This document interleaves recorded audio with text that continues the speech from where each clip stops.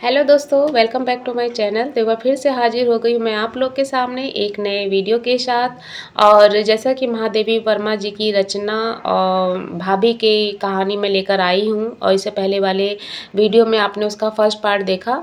तो अभी आइए चलिए दूसरे पार्ट पे चलते हैं। प्रायः निराहार और निरंतर मिताहार से दुर्बल देह से वह कितना परिश्रम करती थी, यह मेरी बालक बुद्धि से भी छिपा न रहता था। जिस प्रकार उसका खंडहर जैसे घर और लंबे चौड़े आंगन को बैठ बैठकर बुहारना, आंगन से कुएं से अपने और ससुर के स्नान के लिए ठहर ठहर कर पानी खींचना, धोबी के अभाव में मैले कपड़ों को काठ की मोगरी से पीटते हुए रुक रुक कर साफ करना मेरी हंसी का साधन बनता था। उसी प्रकार केवल जलती लकड़ियों से प्रकाशित दिन में भी अंधेरी रसोई की कोठरी के घुटते हुए धुएं में से रह रहकर आता हुआ खांसी का स्वर कुछ गीली और कुछ सूखी राख से चांदी सोने के समान चमकाकर कपड़े से पोंछकर रखते समय शिथिल अंगुलियों से छूटते हुए बर्तनों की झंझनाहट मेरे मन में एक नया विषाद भर देती थी। परंतु काम चाहे कैसा ही कठिन रहा हो, शरीर चाहे कितना ही क्लांत रहा हो, मैंने न कभी उसकी हंसी से आभासित मुख मुद्रा में अंतर पड़ते देखा और न कभी काम रुकते देखा। इतने काम में भी उस अभागी का दिन द्रौपदी के चीर से होड़ लेता था। सवेरे स्नान, तुलसी पूजा आदि में कुछ समय बिताकर ही वह अपने अंधेरे रसोई घर में पहुंचती थी। परंतु 10 बजते बजते ससुर को खिला पिलाकर उसी टाट के पर्दे से मुझे शाम को आने का निमंत्रण देने के लिए स्वतंत्र हो जाती थी। उसके बाद चौका बर्तन कूटना पीसना भी समाप्त हो जाता, परंतु अब भी दिन का अधिक नहीं तो एक प्रहर शेष रह ही जाता था। दुकान की ओर जाने का निषेध होने के कारण वह अवकाश का समय उसी टाट के पर्दे के पास बिता देती थी, जहां से कुछ मकानों के पिछवाड़े और एक दो आते जाते व्यक्ति ही दिख सकते थे, परंतु इतना ही उसकी चंचलता का ढिंढोरा पीटने के लिए पर्याप्त था। उस 19 वर्ष की युवती की दयनीयता आज समझ पाती हूँ, जिसके जीवन के सुनहरे स्वप्न गुड़ियों के घरौंदे के समान दुर्दिन की वर्षा में केवल बह ही नहीं गए, वरन उसे इतना एकाकी छोड़ गए कि उन स्वप्नों की कथा कहना भी संभव न हो सका। ऐसी दशा में उसने 8 वर्ष की बालिका को ही अपने संगीहीन हृदय की सारी ममता सौंप दी, परंतु वह बालिका तो उसके संसार में प्रवेश करने में असमर्थ थी। इसी से उसने उसी के गुड़िया वाले संसार को अपनाया। वृद्ध भी अपनी बहू के लिए ऐसा निर्दोष साथी पाकर इतने प्रसन्न हुए कि स्वयं ही बड़े आदर यत्न से मुझे बुलाने पहुंचाने लगे। और माँ तो उस माता पिताहीन विधवा बालिका की कथा सुनकर ही मुंह फेरकर आग पोंछने लगती थी। इसी से धीरे धीरे मेरी कुछ नाटी गुड़िया, उसका बैडौल सिर वाला पति, उसकी एक पैर से लंगड़ी सास, बैठने में असमर्थ ननद और हाथों के अतिरिक्त सब प्रकार से आकारहीन दोनों बच्चे, सब एक एक करके भाभी की कोठरी में जा बैठे। इतना ही नहीं, उनकी चक्की से लेकर गहनों तक सारी गृहस्थी और डोली से लेकर रेल तक सब सवारियां उसी खंडहर को बसाने लगी। भाभी को तो सफेद ओढ़नी और काला लहंगा या काली ओढ़नी और सफेद बूटीदार कत्थई लहंगा पहने हुए ही मैंने देखा था, पर उसकी ननद के लिए हर तीज त्योहार पर बड़े सुंदर रंगीन कपड़े बनते थे। कुछ भाभी की बटोरी हुई कतरन से और कुछ अपने घर से लाए हुए कपड़ों से गुड़ियों के लज्जा निवारण का सुचारू प्रबंधन किया जाता था। भाभी घाघरा कांचली आदि अपने वस्त्र सीना जानती थी, अतः मेरी गुड़िया मारवाड़िन की तरह श्रृंगार भी करती थी।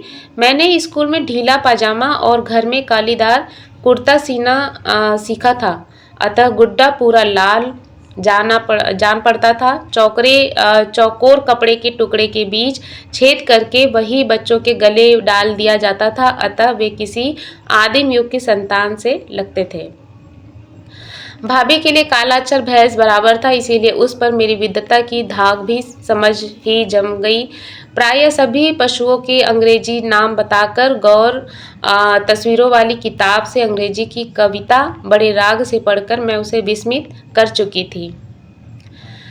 हिंदी की पुस्तक से माता का हृदय, भाई का प्रेम आदि कहानियां सुनाकर उनकी आंखें गीली कर चुकी थी और अपने मामा को चिट्ठी लिखने की बात कहकर उनके मन में बीकानेर के निकट किसी गांव में रहने वाली बुआ की स्मृति जगा चुकी थी।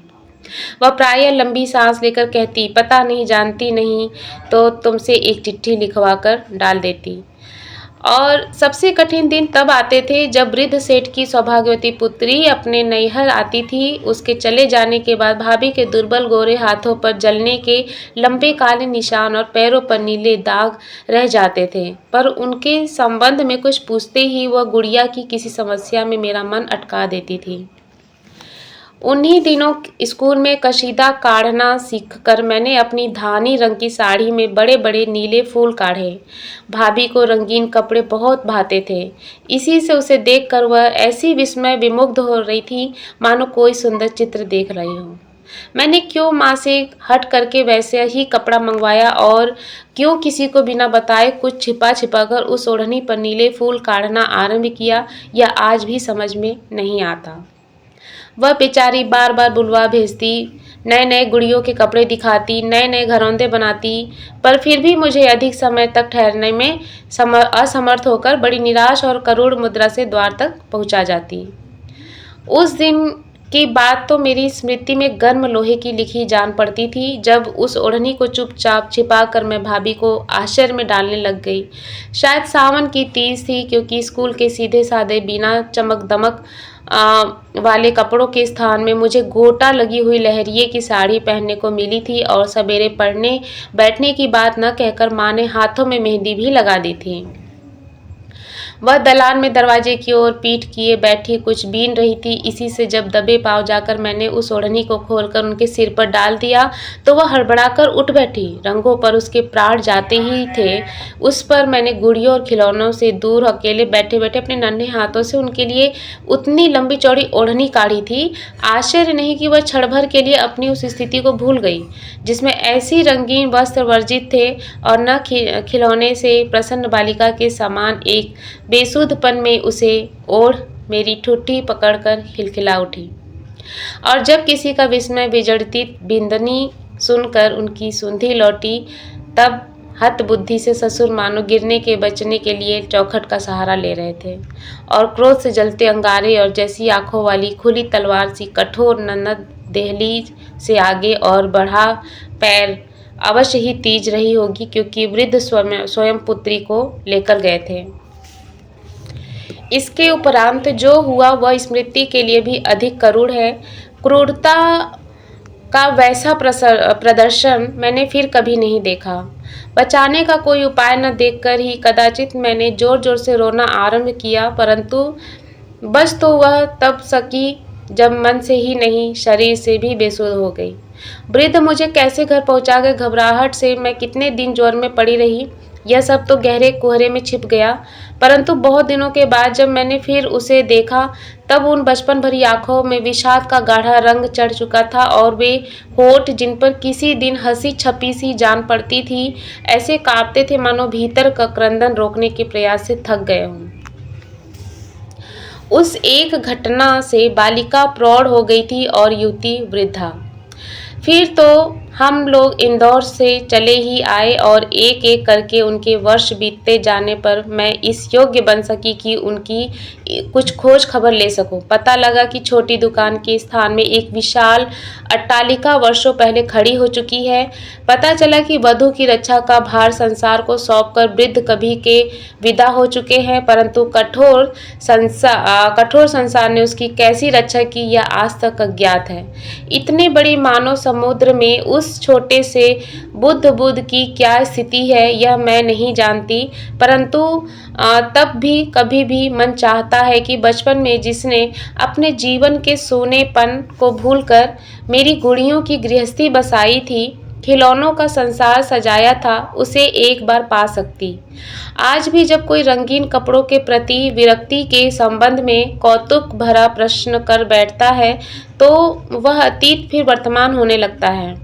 कोई किस प्रकार समझे कि रंगीन कपड़ों में जो मुख धीरे धीरे स्पष्ट होने लगता है वह कितना करुण और कितना मुरझाया हुआ है। कभी कभी तो वह मुख मेरे सामने आने वाले सभी करुण क्लांत मुखों में प्रतिबंधित होकर मुझे उसके साथ एक अटूट बंधन में बांध देता है।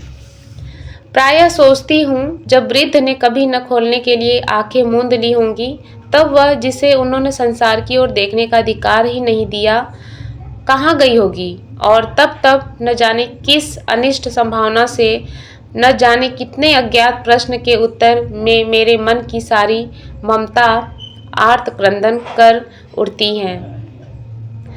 तो दोस्तों, यह थी स्टोरी महादेवी वर्मा जी की भाभी।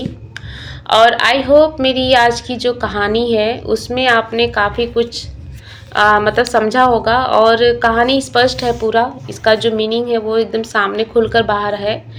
तो आप लोग ज़रूर बताइएगा कि आप लोगों को मेरी आज की कहानी कैसी लगी। तो बस मिलते हैं अपने एक नए वीडियो के साथ, तब तक के लिए बाय बाय, सी यू।